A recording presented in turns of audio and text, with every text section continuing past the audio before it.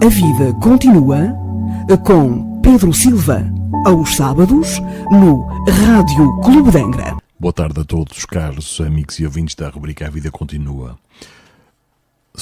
Se mais pessoas conhecessem o que é ou como funciona esta lei de teor moral, que é a lei de causa e efeito, e se conhecessem um pouco mais sobre o que é reencarnação, teríamos respostas, muitas mais respostas para estas questões. Porquê a mim? Porquê é que aquele nasceu com deficiência? Porquê é que aqueles nascem ricos e outros pobres? Porquê é que uns têm tudo e outros não têm nada? Porquê estas guerras? Enfim, teríamos muitas mais respostas para estas dúvidas que digamos, se espraiam pela maioria da humanidade, que acha que existem muitas injustiças, que Deus é este que permite tudo isto. Mas depois de conhecermos pelo menos estas duas questões da reencarnação e da lei de causa e efeito, começamos a entender que, de facto, Deus é soberanamente justo e bom. Não é o tal Deus antropomórfico, com a nossa forma humana, não. É a inteligência suprema. Sabe o que faz. Somos nós que ainda não sabemos o que fazemos e estamos a aproximar-nos aos poucos, numa caminhada lenta, até atingirmos a pureza espiritual, na qual já não possuiremos nem orgulho, nem egoísmo, que são as duas grandes chagas da humanidade. E por termos as chagas ainda em nós, não entendemos o que de facto se passa hoje no mundo. É claro que podemos e devemos sempre fazer algo para melhorar. Podemos e devemos. E quanto mais conhecermos, tanto mais ferramentas possuiremos então, para contribuirmos para um mundo melhor. Hoje vamos falar então sobre a reencarnação. A doutrina espírita ensina-nos que Deus é a inteligência suprema, causa primária de todas as coisas, cria todos os espíritos simples e ignorantes, começando os seus processos evolutivos em pluralidade de existências, na busca da perfeição, tendo como Jesus como sendo o caminho, a verdade e a vida, em direção ao Pai de todos nós. Nas reencarnações, o espírito imortal, somos todos nós, o espírito imortal conserva a sua individualidade, conectando-se assim passado, presente e futuro. O espírito Manuel Filomeno de Miranda, no livro Transição Planetária, na psicografia de Divaldo Pereira Franco, esclarece o seguinte, que, mediante as reencarnações, etapa a etapa, dá-se-lhe o processo de eliminação das imperfeições morais, que se transforma em valores relevantes, impulsionando-o na direção da plenitude que lhe é destinada. Errando e corrigindo-se, realizando tentativas de progresso e caindo, para logo levantar-se, esse é o método de desenvolvimento que a todos propele na direção da sua felicidade plena. A existência no corpo físico é uma oportunidade de aprendizado que a vida concede ao ser espiritual no seu processo de crescimento interior, facultando-lhe os recursos apropriados para que a divina chama que existe em todos alcance a plenitude. De acordo com a maneira como cada um se comporte na sua existência, estará a semear as ocorrências do futuro que terá de enfrentar a fim de recompor-se e corrigir o que foi danificado.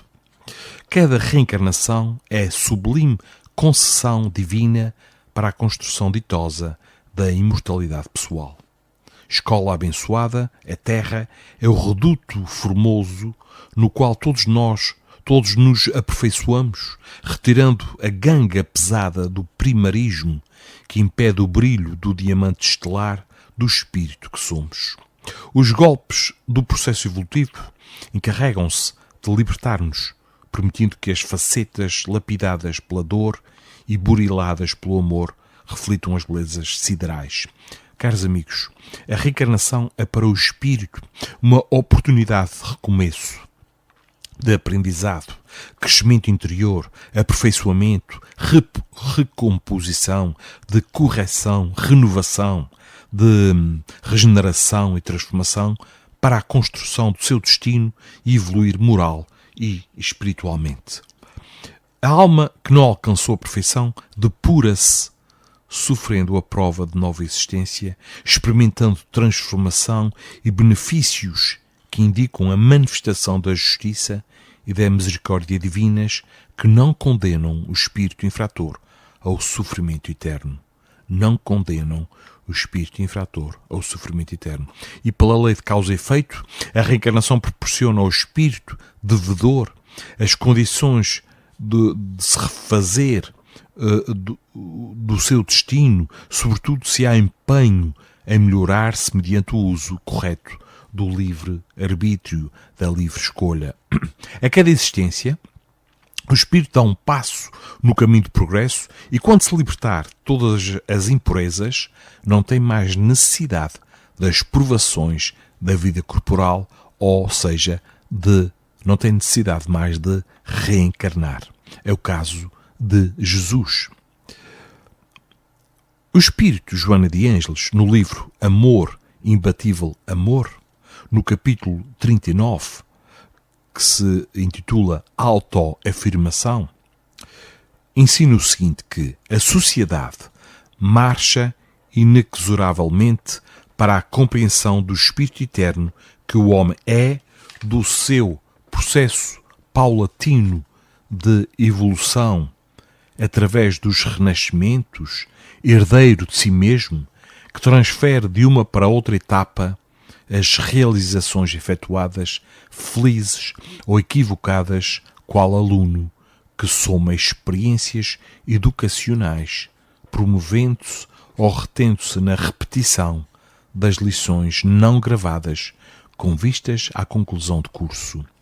Ainda Joana de Ângeles, num outro livro intitulado Autodescobrimento, uma busca interior,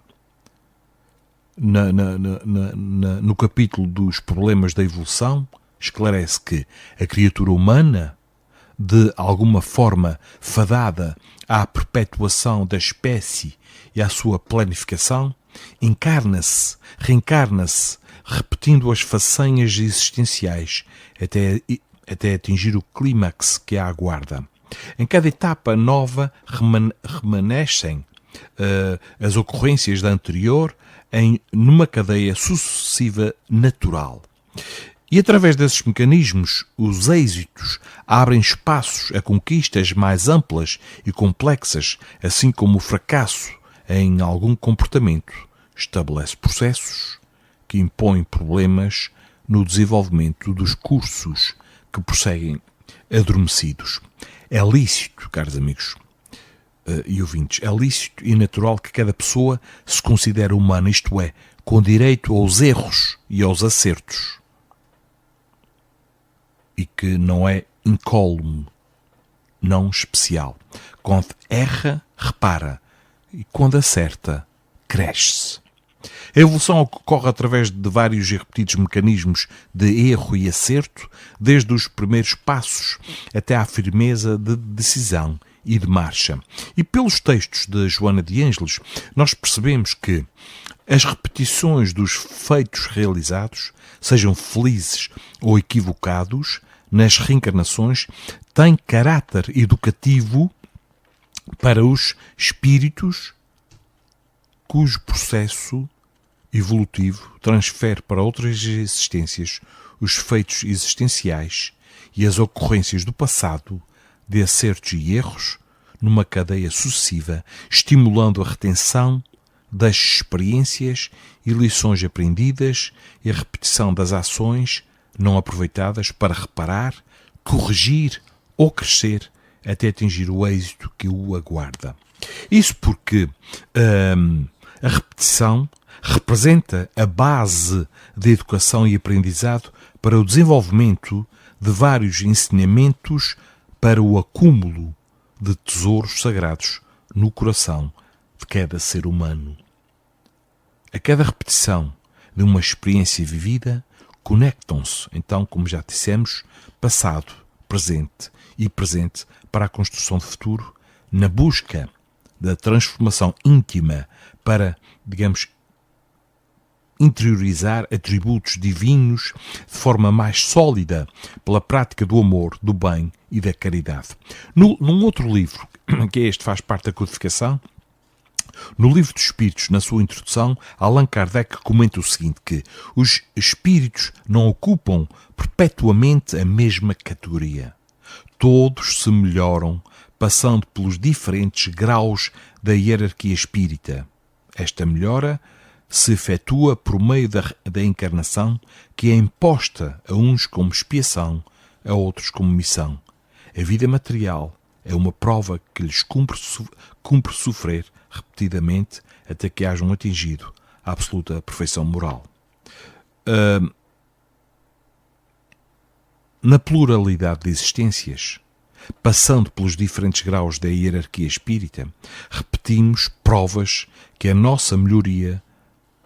para a nossa melhoria na aquisição de virtudes morais, agregando experiências e lições aprendidas correspondentes ao estágio evolutivo em que o espírito se encontra, fazendo avançar na obscuridade para a luz.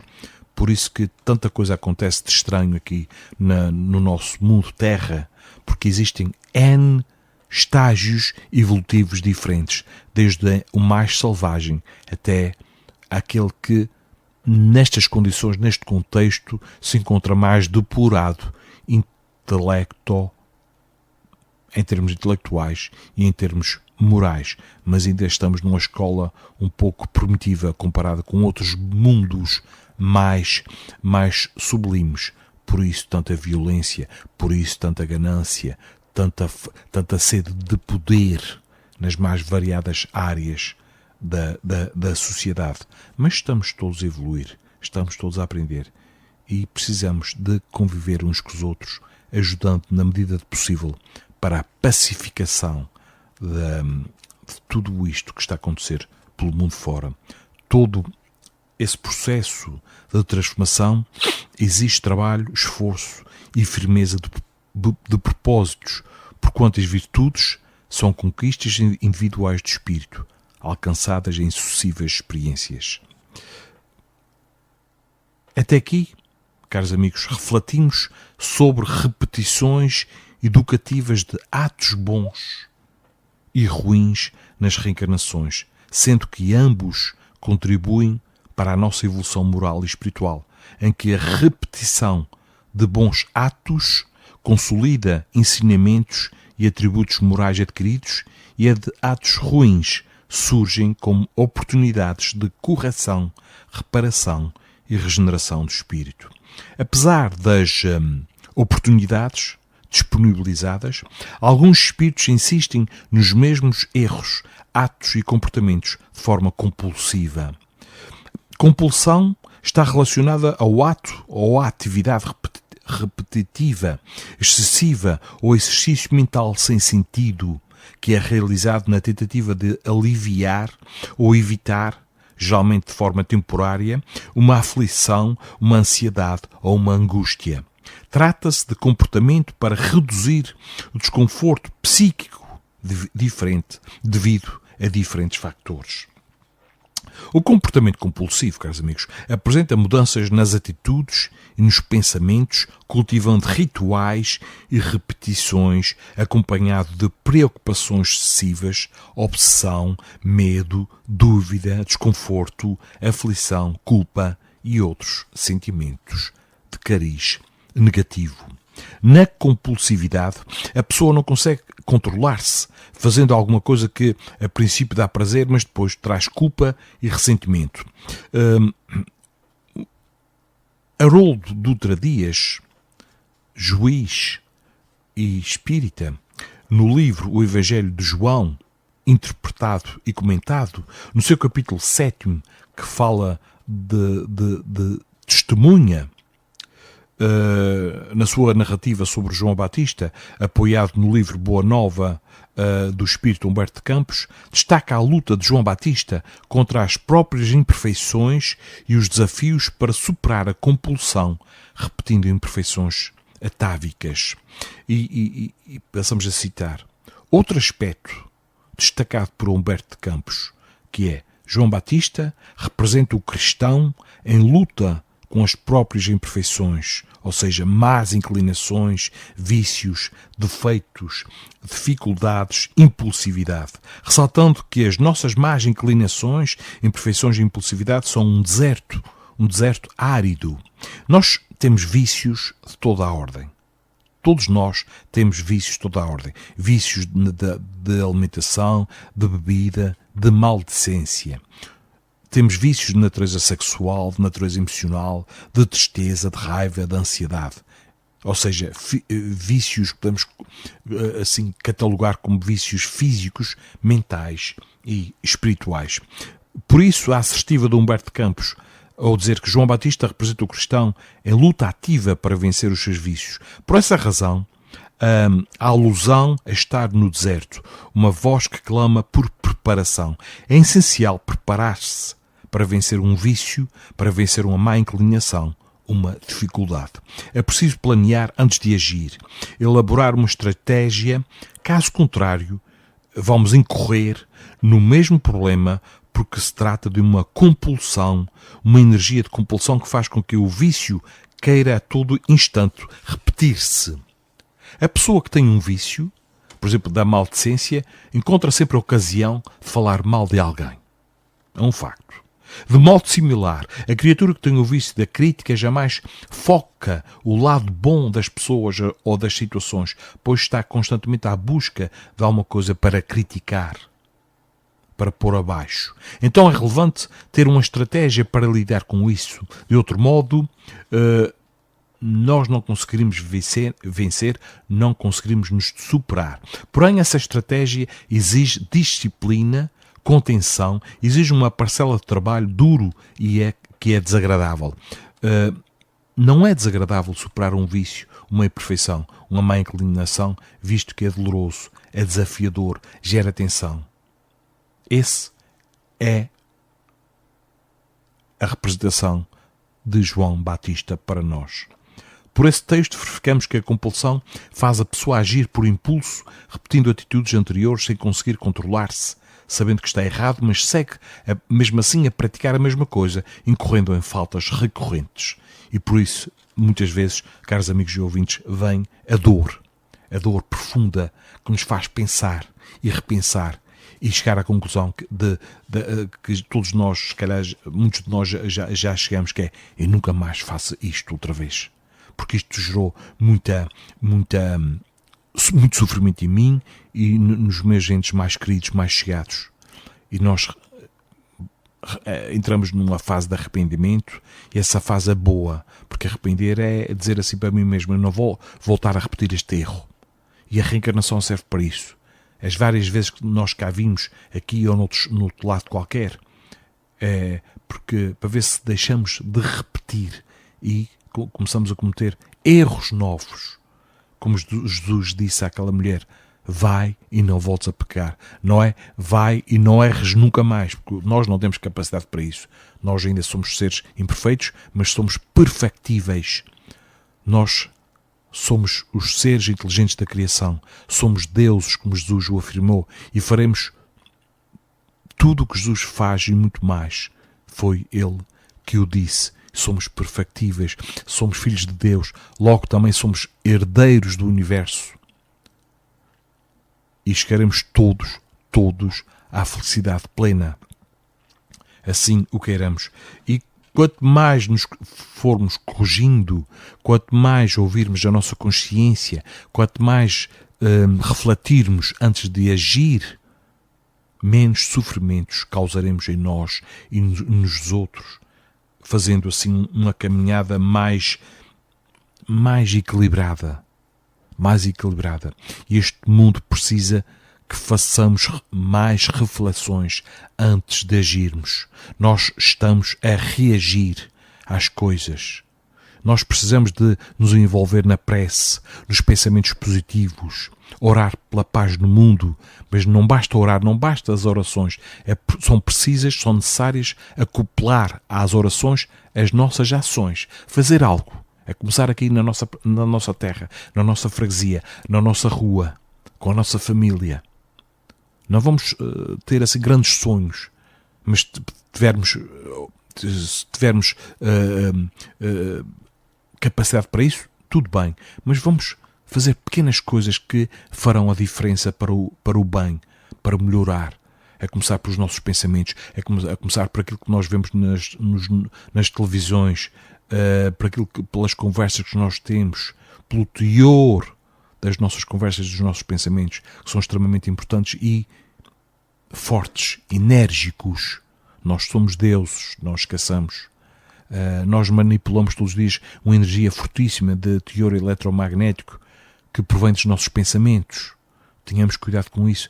Vamos emanar cada vez melhores pensamentos, melhores palavras e agirmos de uma forma que mais se coadune com a harmonia das leis divinas, seguindo Jesus, que é o caminho, a verdade e a vida. Ele é o mestre de todos nós. Vamos nos virar mais para Ele. Já passamos muito tempo de costas voltadas. É tempo de